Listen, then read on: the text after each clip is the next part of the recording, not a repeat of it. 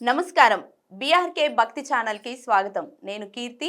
ఈరోజు మనతో పాటు ఉన్నారు ప్రముఖ జ్యోతిష్య పండితులు బ్రహ్మశ్రీ దేవురపల్లి బాలచందర్ శర్మ గారు. వారితో మాట్లాడి ఫిబ్రవరి మాసంలో 12 రాశుల వారికి ఎలా ఉండబోతుందనేది తెలుసుకుందాం. నమస్కారం గురుగారు. నమస్కారం. గురుగారు, ఫిబ్రవరి మాసంలో మీనరాశి వారికి ఎలా ఉండబోతుంది? వాళ్ళు ఎలాంటి పరిహారం చేయాలి? వాళ్ళు ఏ దైవాన్ని పూజించాలి? తెలియజేయండి గురుగారు. శ్రీమాత్రే నమః. శ్రీ గురుభ్యో నమః. మీనరాశి వారికి సంబంధించి ఏలిన నాటి శని ప్రభావం ప్రారంభమైన కారణం వల్ల అంత ఉత్తేజపూర్వకమైనటువంటి వాతావరణం ఈ మాసంలోనే కాదండి, ముందు ముందు కూడా ఏం కనిపించట్లేదు. కాబట్టి వీలైనంత వరకు కూడా వీరికి సంఘంలో మర్యాద తగ్గిందని, వీరిని అంతకు ముందు గుర్తించినంతగా గుర్తించట్లేదని వీరు అనుకుంటూ ఉంటారు అధికంగా. వాస్తవంగా ఏంటంటే కొంతమంది యాదృచ్ఛికంగా మర్చిపోయినా వీరికి అనుకోవడం ఏంటంటే ఇక వీరు మమ్మల్ని పిలవరు అనేటువంటి ధోరణి అధికంగా ఉంటుంది. అలాగే ఈ యొక్క మీనరాశి వారికి సంబంధించిన విషయంలో ప్రత్యేకంగా చూసుకున్నట్టయితే విద్యార్థుల విషయంలో చాలా జాప్యము, చాలా లేజీనెస్ పెరగడము, అరే ఇంత బాగా ఇంత ఉత్తేజపూర్వకంగా ఉండేటువంటి వాళ్ళు ఇలా ఉన్నారేంటి అనేటువంటి ధోరణి రావడము, ఇవన్నీ కూడా వినిపిస్తూ ఉంటాయి. గృహిణుల విషయంలో వీరు ఏం చేసినా అది ఒక తప్పుగానే పరిగణలోకి తీసుకుంటూ ఉంటారు. ఎందుకు అంటే వీరు పాపం అలవోకగా వీరు రెగ్యులర్గా చేసే పని చేసినప్పటికీ తప్పుగా బయట జనాలకి పోర్ట్రేట్ అవుతూ ఉంటుంది. అది ఈ గ్రహ సంచారం అనేటువంటి దానివల్ల, అలాగే ఏలిన నాటి శని ప్రభావం వల్ల.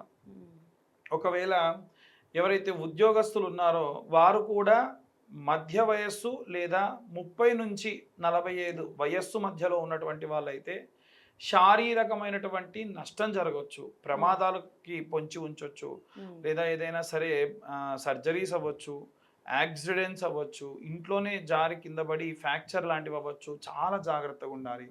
ముఖ్యంగా ఉద్యోగానికి సంబంధించి కొన్ని రోజుల పాటు సెలవులు పెట్టి మరీ వీరు ఎక్కడికన్నా దూరంగా వెళ్ళాల్సిన పరిస్థితి రావచ్చు, లేదా వీరిది కాని ప్రదేశం నుండి దూరంగా వెళ్ళిపోయి అక్కడ వీరికి ప్రమాదం అయ్యి అక్కడ వీళ్ళు ట్రీట్మెంట్ తీసుకోవాల్సి రావచ్చు.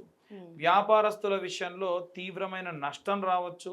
ఇప్పటి వరకు వ్యాపారం మీ పేరు మీద ఉంటే మీ ఇంట్లో మీ జాతకం చూయించుకొని మీ ఇంట్లో ఉన్నటువంటి మీ మిసెస్ పేరు కనుక బాగుంది, తన పేరు మీద బుధుడు బాగున్నాడు, గురువు బాగున్నాడు, శుక్రుడు బాగున్నాడు, శని బాగున్నాడు, ఈ నలుగురు బాగున్నారు, ఎటువంటి ఇబ్బంది లేదు అనుకుంటే హాయిగా తన పేరు మీదకి వ్యాపారానికి సంబంధించి పేరు మాత్రం చేంజ్ చేయండి. మళ్ళీ యథావిధిగా మీరే కూర్చోండి. అలా చేయడం వల్ల వ్యాపారంలో నష్టం రాకుండా బయటపడేటువంటి అవకాశం ఉంది. ఎవరైతే సినీ రాజకీయ రంగాల్లో ఉంటారో వీరికి సంబంధించి ఎవరైతే కాస్త ఏజ్ ఎక్కువ ఉన్నటువంటి వాళ్ళు తీవ్రమైన ఆరోగ్య సమస్యలు, హాస్పిటలైజ్డ్ అవ్వడము, ఇండస్ట్రీని వీడెళ్ళిపోవడము, ఇలాంటివి కూడా జరగవచ్చు. ఎందుకు అంటే మూడవసారి గనక ఏలిన నాటి శని ప్రభావం వస్తే అది శరీరానికి ఇక జీవితానికి సంబంధించినటువంటి ఆఖరి ఘట్టం అన్నమాట. కాబట్టి ఆ పరమైనటువంటి విషయంలో జాగ్రత్త వహించడం మంచిది. ముఖ్యంగా చూసుకున్నట్టయితే ఈ యొక్క రాజకీయ పరమైనటువంటి ప్రముఖులు కానీ లేదా సినీ రంగంలో ఉండేటువంటి ప్రముఖులు కానీ మీనరాశి వారు కాస్త ఇండస్ట్రీని వీడి వెళ్ళిపోయారు లేదా ఈ లోకాన్ని వెళ్ళిపోయారు అనేటువంటి మాటలు కూడా వినిపిస్తాయి. ఎందుకు అంటే ఆ యొక్క శని, ఆ యొక్క మూడవసారి వచ్చినటువంటి ఏలిన నాటి శని ప్రభావం అనేది అంత తీవ్రంగా ఉంటుంది. అలాగే చూసుకున్నట్టయితే ఎవరైతే విదేశాలకు వెళ్ళాలి అనుకుంటూ ఉన్నారో ఎట్టి పరిస్థితుల్లో ఖచ్చితంగా వెళ్ళాలంటేనే వెళ్ళండి, లేకుంటే వెళ్ళకండి. చాలామంది ఆన్ సైట్ జాబ్స్ వెళ్తూ ఉంటారు, కొంతమంది అక్కడ పాస్పోర్ట్ వచ్చేసిందని వెళ్తూ ఉంటారు, లేదా ప్రదేశాన్ని మారాలని వెళ్తూ ఉంటారు. దీనివల్ల చాలా చాలా ఇబ్బంది పడేటువంటి అవకాశం ఉంటుంది. ఈ వృద్ధాప్యంలో ఉండేటువంటి వాళ్ళు చాలా జాగ్రత్తగా ఉండాలి. వీలైతే ఒక గ్రూప్ ఆఫ్ పీపుల్గా ఉన్న చోట ఉండండి, లేదా బంధువుల దగ్గర ఉండండి, లేదా మీ యొక్క సహధర్మచారినితో ఉండండి. అనవసరమైన మాట మాట్లాడకండి. ఏం మాట్లాడినా అవతల వాళ్ళకి నెగిటివ్గానే ఉంటుంది. ఇలా ఉండడం వల్ల కాస్త ప్రశాంతంగా ఉంటారు. ఖచ్చితంగా ఒక 3 నెలల పాటు ఈ ప్రభావం ఉంటుంది. ఈ 3 నెలల తర్వాతకి అంత తీవ్రమైన ప్రభావం ఉండదు.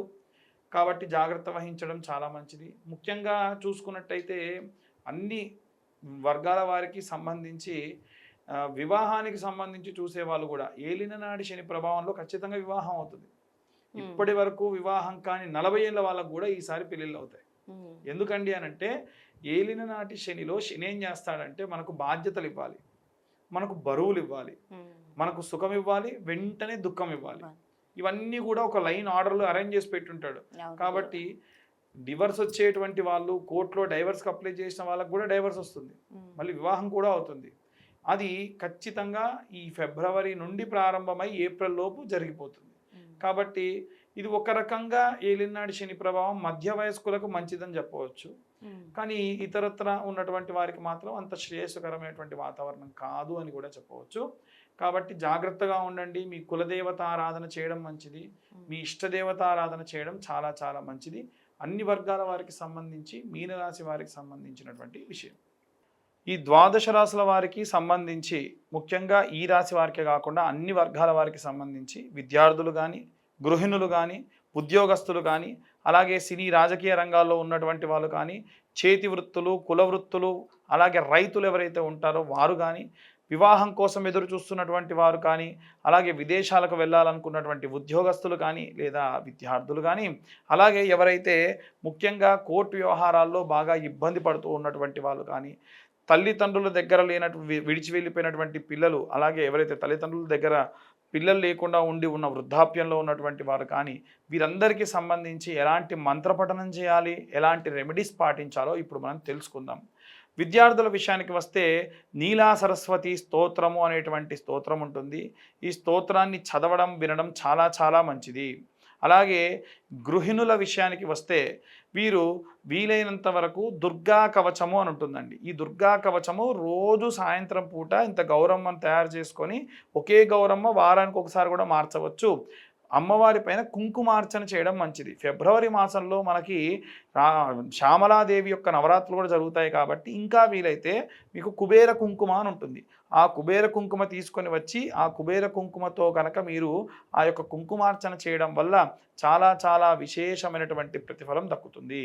అలా మీ పిల్లలతో పాటు మీరు కూడా దీపారాధన చేయడం చాలా మంచిది. ఎలాంటి దీపారాధన అంటే, మీరు ఒకవేళ మట్టి దీపంలో కనుక దీపారాధన చేస్తే కొత్త మట్టి ప్రమిదలు తీసుకొని వచ్చి దాంట్లో విప్ప నూనె, అలాగే అమ్మవారి యొక్క తామర ఒత్తులను ఉంటాయి, ఆ తామర ఒత్తులతో దీపారాధన రోజు సాయంత్రం పూట చేయడం చాలా చాలా విశేష ప్రతిఫలం దక్కుతుంది. ఎవరైతే ఉద్యోగస్తులు ఉంటారో దత్తాత్రేయ స్వామి వారి యొక్క దిగంబర దిగంబర శ్రీపాదవల్లభ దిగంబర అనేటువంటి మంత్రము, అలాగే ఇంకా వీలైతే దక్షిణామూర్తి స్తోత్రం చదువుకోవడం చాలా చాలా ఉత్తమం.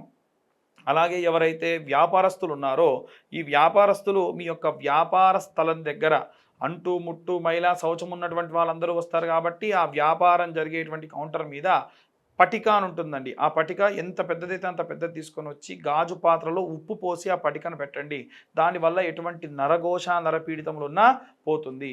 అలాగే విశేషంగా వీరు రోజు సాయంత్ర సమయంలో కనకదార స్తోత్రాన్ని మీ యొక్క వ్యాపార స్థలం దగ్గర ప్లే చేయడం వల్ల చాలా ప్రశాంతమైనటువంటి వ్యాపారాభివృద్ధి కూడా కలుగుతుంది.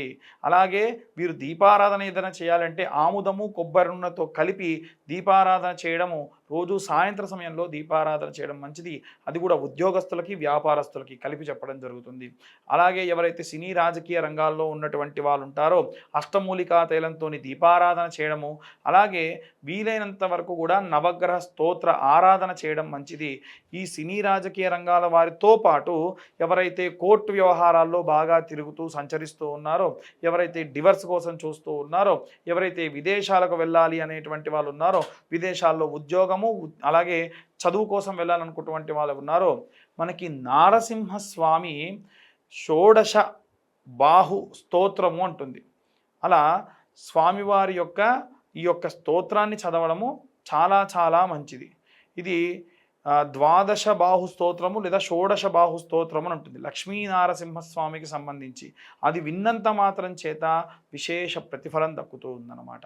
కాబట్టి ఎవరైతే ఈ యొక్క రైతులు అలాగే చేతి వృత్తులు చేసేటువంటి వాళ్ళు ఉంటారో వాళ్ళు ఈ మాసం అంతా కూడా విశేషంగా శరవణ భవాయ విద్మహే కార్తికేయాయ ధీమహి తన్నో స్కంద ప్రచోదయాత్ అనే మంత్రాన్ని, ఎందుకంటే భూమిని నమ్ముకొని మీ యొక్క కులవృత్తిని నమ్ముకొని చేసేటువంటి వారు కాబట్టి రోజు 11 మార్లు ఈ యొక్క మంత్రపఠనం చేయడం వల్ల విశేష విశేష ప్రతిఫలాలు ఈ యొక్క వర్గాల వారందరికీ కూడా లభిస్తుంది. కాబట్టి ఇవన్నీ కూడా ఎలా చెబుతున్నారండి అని చాలామంది అంటూ ఉంటారు. మీ యొక్క గ్రహ సంచారాన్ని బట్టి చెప్పేటువంటి విషయాలు కాదండి. గోచార రీత్యా చెప్పేటువంటి విషయం మాత్రమే. మీ యొక్క జాతకం పూర్తిగా కావాలనుకుంటే మీ పేరు, date of birth, time mention చేయడం వల్ల డీటెయిల్‌గా మీ జాతకం తెలుసుకోవచ్చు. ఇవి ఈ యొక్క అందరూ కూడా చేయవలసినటువంటి మంత్రపఠనం. మీనరాశి గురించి చాలా చక్కగా వివరించారు. ధన్యవాదాలు గురువుగారు. ధన్యవాదాలు.